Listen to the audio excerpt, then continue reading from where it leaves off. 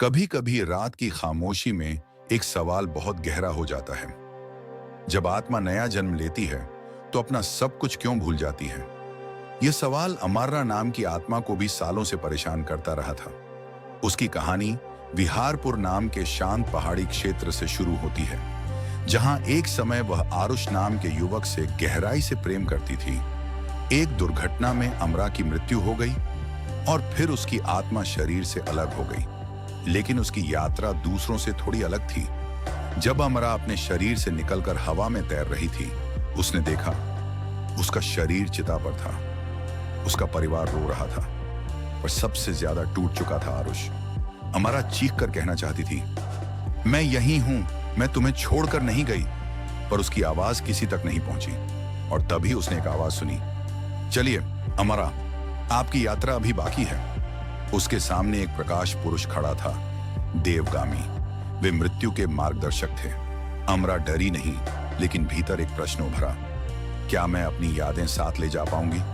देवगामी मुस्कुराए, यही तो भूल है अमरा, आत्मा सब लेकर चलती है, बस याद नहीं रखती।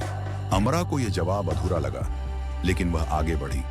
देवगामी उसे उस लोक में ले गए जहां आत्मा अपने पिछले कर्म देखती है। अमरा ने एक एक दृश्य देखा, अपने पिता को झूठ बोलना, मां को अधूरी बातें छोड़ देना, आरुष को अंतिम बार बिना बताए छोड़ देना, और वे सारे पल जिनमें उसने किसी को हंसाया भी था। हर दृश्य अमरा को भीतर तक तोड़ता और जोड़ता चला गया। देवगामी बोले, अगर यह सब बोझ तुम अगले जन्म में लेकर जाओगी, क्या तुम नए रिश्ते बना पाओगी? अमरा ने धीरे से कहा, नहीं। और तभी उसे एहसास हुआ, भूलना कमजोरी नहीं, भूलना एक उपचार है। जब वह अगले जन्म में जाने को तैयार थी, देवगामी ने उसे रोका।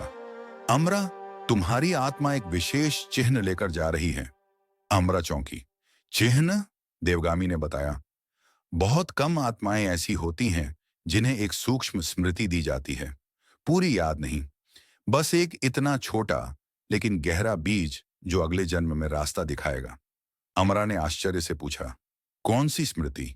देवगामी ने धीरे से कहा, प्यार की, क्योंकि तुमने अपना अंतिम जन्म प्रेम में अधूरा छोड़ा है। अमरा के भीतर एक कंपन हुआ। देवगामी ने अपना हाथ उसके सिर पर रखा और एक चमक ने उसे घेर लिया। कई साल बाद दूर एक शहर नवरूपनगर में एक बच्ची जन्मी, सिया। सिया बिल्कुल सामान्य बच्ची थी। बस एक बात अजीब थी, जब भी वह बारिश की बूंदों को गिरते देखती, उसकी आंखों में अनजाना सा दर्द आ जाता और उसे एक नाम बार बार सुनाई देता, आरुष। उसके माता पिता हैरान थे, उन्होंने उसे यह नाम कभी नहीं बताया था। सिया 6 साल की हुई और स्कूल में पहले दिन वह एक लड़के से मिली। उसका नाम था अयन। जैसे ही सिया ने उसे देखा, उसके भीतर एक कंपन हुआ। अयन ने बिना वजह मुस्कुराकर कहा, लगता है मैं तुम्हें कहीं जानता हूं।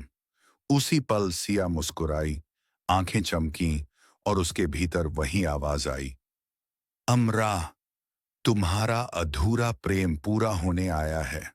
यदि हनुमान जी के सच्चे भक्त हैं, वीडियो को लाइक और चैनल को सब्सक्राइब करें। आपको यह वीडियो कैसी लगी? कमेंट बॉक्स में कमेंट करके बताएं।